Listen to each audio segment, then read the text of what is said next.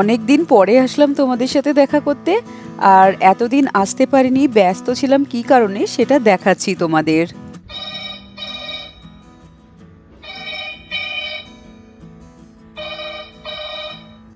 আমাদের ক্লাউড কিচেনটা ঠাকুরের আশীর্বাদে বেশ ভালোই চলছে। আর এই ক্লাউড কিচেনটা যেহেতু আমি একাই সামলাই, অভিক অফিসের ফাঁকে ফাঁকে সামলাই, তো ম্যাক্সিমাম দায়িত্বটা আমারই। তো সেই ক্লাউড কিচেনের সব কিছু রেডি করা, তারপর যেরকম যেরকম অর্ডার আসে সেরকম দেয়া, এইসব নিয়ে এত ব্যস্ত হয়ে পড়েছি যে ভিডিও বানানোর আর সময় করে উঠতে পারছি না।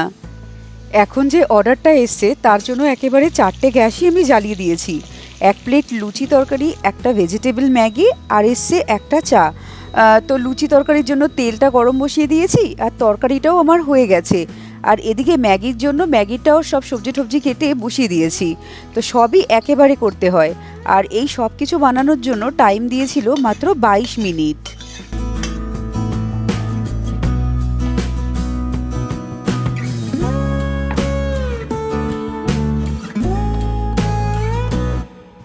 এটা তো তোমাদের সাথে শুধু একটা অর্ডার শেয়ার করছি, এরকম সারাদিন চলতেই থাকে। আর সবার এখানে খাবারের স্বাদ ভালো লাগছে বলেই এরকম ভালো চলছে। এরকমই যেন ভালো চলে আমাদের ক্লাউড কিচেনটা। আর দেখো লুচিগুলো কি সুন্দর লাগছে দেখতে। আমারও মাঝে মাঝে মনে হয় আমিও দুটো নিজের জন্য ভেজে খাই, কিন্তু সবসময় তা করি না, কারণ নিজেদেরই ঘরের জিনিস তো। ডেলি ডেলি যদি লুচি খাই তাহলে আর দেখতে হবে না।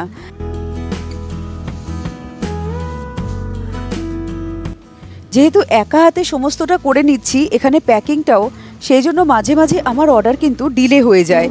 আর অভিক যখন থাকে তখন প্যাকিংটা দায়িত্ব নিয়ে করে নেয়, তখন আর ডিলে হয় না, তখন সময় মতোই হয়ে যায়। আর এদিকে রাইডারও চলে এসছে, রাইডার এসে বাইরে দাঁড়িয়ে রয়েছে। তো রাইডারকে দেখলে আমার যেন গা হাত পা আরও কাঁপে, যেন তাকে দাঁড় করিয়ে রাখা আমার যেন একটা পানিশমেন্ট মনে হয়। তো যত তাড়াতাড়ি পারি কাজটা করে তার হাতে দিয়ে দিই এই ফুডটা।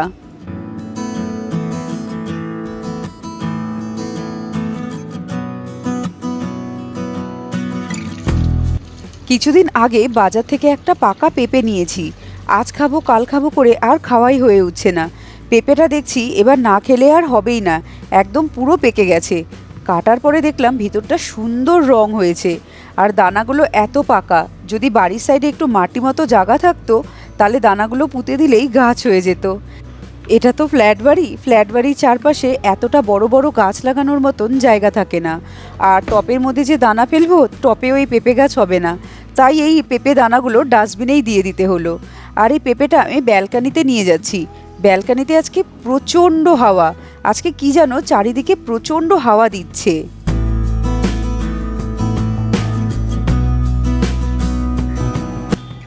আর এই দেখো আমাদের একদম বিল্ডিংয়ের পাশে যে জমিটা এতদিন খালি দেখতে, এই জমিটাতেও কাজ শুরু হয়ে গেছে। মানে এখানেও খুব সুন্দর একটা ফ্ল্যাট হবে, আর সব লোকজন এসে এখানে থাকবে। তো খালি জমি থাকবে না ঠিকই, কিন্তু নতুন একটা সোসাইটি হবে, নতুন নতুন লোকজন দেখতে পাবো, সেটাও বেশ ভালো লাগে।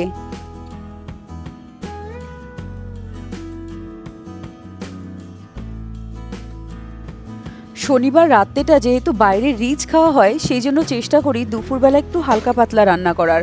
তো আজকে যেই রান্নাটা করছি সেটা হচ্ছে কারি পকোড়া। এটা কারি বাড়িও হয়, আমি আজকে বানাচ্ছি কারি পকোড়া। পকোড়াটা মোটামুটি পেঁয়াজি যেরকমভাবে ভাজে সেরকমভাবেই পেঁয়াজগুলোকে কেটে নিয়ে একটু নুন দিয়ে ভালো করে এরকম মেখে নেব। মেখে নিলে পেঁয়াজ থেকে যখন জল বেরিয়ে যাবে তখন পেঁয়াজির জন্য কাঁচা লঙ্কা, বেসন, একটু লবণ আর হলুদ দিয়ে ভালো করে মেখে পেঁয়াজিগুলো যেরকম নর্মাল ভেজে ভেজে বানায় সেইভাবেই বানিয়ে নিতে হবে।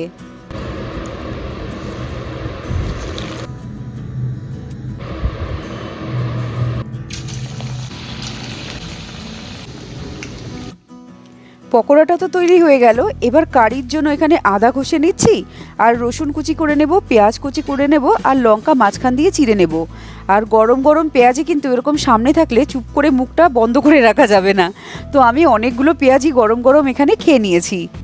এখন মিক্সিতে টক দই, সামান্য একটু বেসন, একটু লবণ আর অনেকটা পরিমাণে জল দিয়ে খুব ভালো করে ঘুটে নিতে হবে।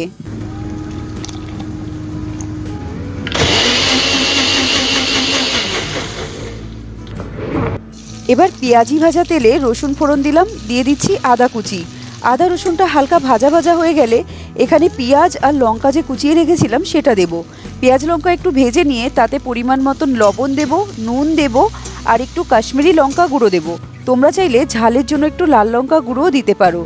এবার সব কিছু ভালো করে মিশিয়ে নিয়ে বেসন আর টক দইয়ের যে ঘোলটা বানিয়ে রেখেছিলাম সেটা দিয়ে দিতে হবে।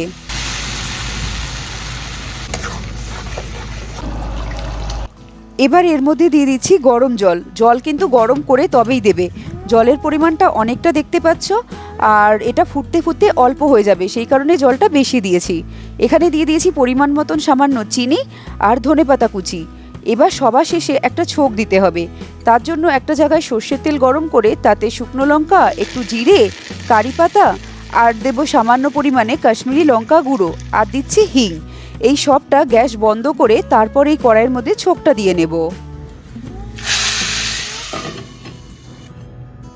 ছোঁক বা সম্বার যাই বলো না কেন সেটা দিয়ে কিন্তু সঙ্গে সঙ্গে ঢেকে রাখবে, না হলে এই গন্ধটা বেরিয়ে যায়। তো আজকে দুপুরের আমাদের লাঞ্চ তৈরি। এর সাথে নিয়ে নিয়েছিলাম ডিমের মামলেট, শসা, পেঁয়াজ আর একটু পাঁপড়। আর যখন খাবে তার আগে বাটিতে এই কারিটা নেবে আর ওপরে পেঁয়াজি পকোড়াটা দিয়ে নিতে হবে। আগে থেকে কিন্তু পেঁয়াজি পকোড়াটা দিলে একদম নরম হয়ে যাবে।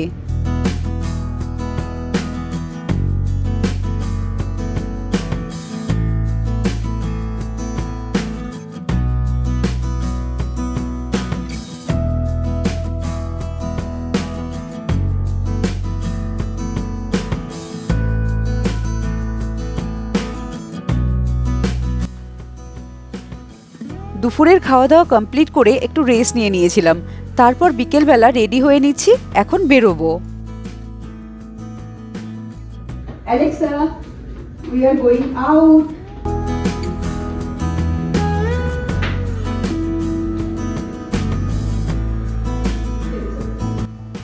আমাদের মাত্র একটা ফ্লোর নিচে যেতে হয়, তাও আমরা এত কুঁড়ে হয়ে গেছি যে সিঁড়ি থেকে যাই না, একটা ফ্লোরের জন্য লিফট নিই এখন।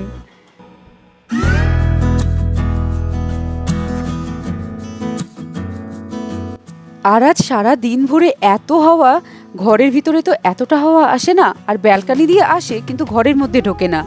নিচে যেই নেমেছি এত হাওয়া, যেন এই হাওয়া ছেড়ে আর যেতেই ইচ্ছে করছে না। আর এদিকে অভিক চিন্টুর গাড়িটা পরিষ্কার করে নিচ্ছে, আমরা এই গাড়িতেই বেরোবো আজকে।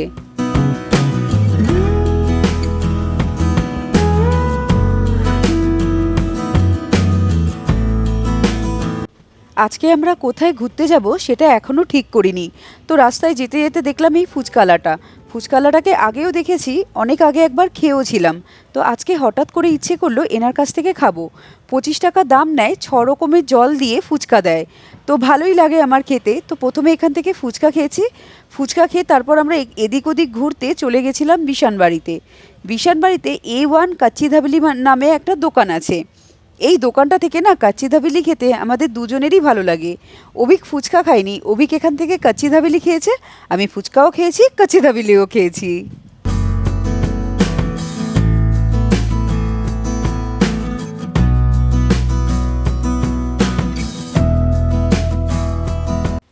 এখন চলে গেছিলাম ডিনার করতে।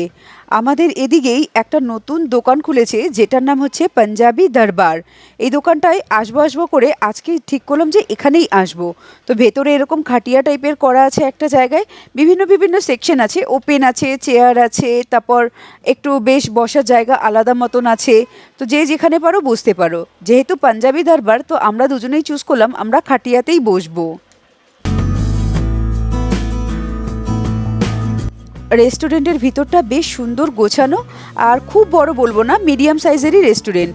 এদিকে অভিক ফটো তুলছে, তারপর চারিদিকটা দেখে আমরা অর্ডার দিয়ে দিয়েছি। আজকে অর্ডার দিয়েছিলাম শেফ স্পেশাল কোথিম্বির চিকেন। কোথিম্বির মানে ধনেপাতা, আর ধনেপাতা দিয়ে চিকেন, আর তার সাথে ছিল নান। যেহেতু আমরা স্টার্টারটা বাইরে খেয়ে এসেছি, তাই ডাইরেক্ট মেন কোর্সই অর্ডার করেছি।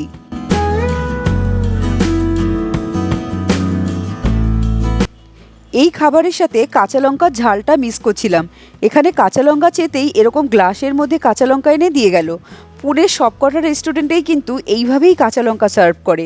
তারপর এই গরম জলের বাটিতে হাত ধুয়ে আমরা এখান থেকে বেরিয়ে গেলাম।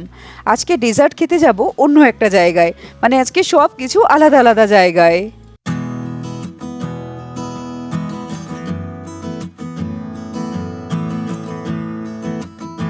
আমরা যখন আইসক্রিমের দোকানে গেলাম তখন 12:30 মতন বাজে। এই রাত্রেও যেরকম হাওয়া চলছে সেরকম আইসক্রিমের দোকানে ভিড়। আর এই আইসক্রিমের দোকানটা হচ্ছে বিমাননগরে। এই আইসক্রিমের দোকানটা তোমরা আগেও দেখেছো, যখন মা বাবা এসেছিল মা বাবাকে নিয়ে এসছিলাম এই দোকানটায়। আর এখানে গিয়ে দেখলাম ম্যাঙ্গো ফেস্টিভ্যাল চলছে। ম্যাঙ্গো ফেস্টিভ্যাল চলছে আর আমের ফ্লেভারওয়ালা আইসক্রিম না খেলে হবে? তো আমরা সব কিছু দেখে ঠেকে আমের কোন ফ্লেভারের আইসক্রিমটা নেব সেটাই ভাবছিলাম।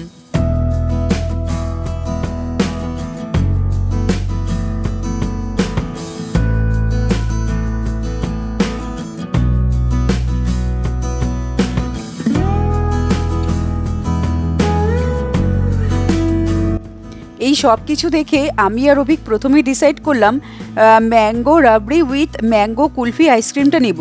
তার মধ্যে ফ্রেশ ম্যাঙ্গো দেয়া থাকবে। আর এই একটা মেশিন দেখো, এখানে বিলিংয়ের সাথে মেশিনটা দিয়ে দিয়েছে। আর মেশিনটা যখন টিকটিক করে পুরো নীল লাইটটা জ্বলবে মানে অর্ডার রেডি। অভিক চলে গেল এখানে আইসক্রিমটা নিয়ে আসতে।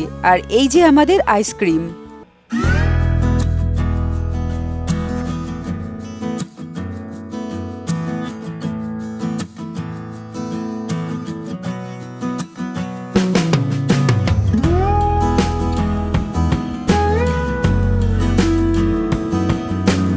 এই দোকানে আসলে একটা আইসক্রিম খেয়ে কোনোভাবেই মন ভরে না। তো এখানে স্বাদ নিয়ে কোনো কথা হবে না, দারুণ খেতে এখানের আইসক্রিম। আর একদম ফ্রেশ বানিয়ে দেয় ওরা, মানে ফ্রেশ বানিয়ে জমিয়ে রাখে তারপর দেয়। তো এরপরে নিয়ে নিয়েছিলাম একটা কোনের আইসক্রিম, যেটার মধ্যে একটা চকলেট স্কুপ ছিল, একটা ছিল ম্যাঙ্গো স্কুপ।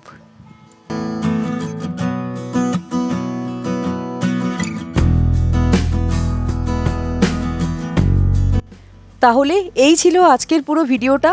আশা করি তোমাদের এই ভিডিওটা ভালো লেগেছে দেখতে। এবার আমরা দুজনেই আসছি, টাটা।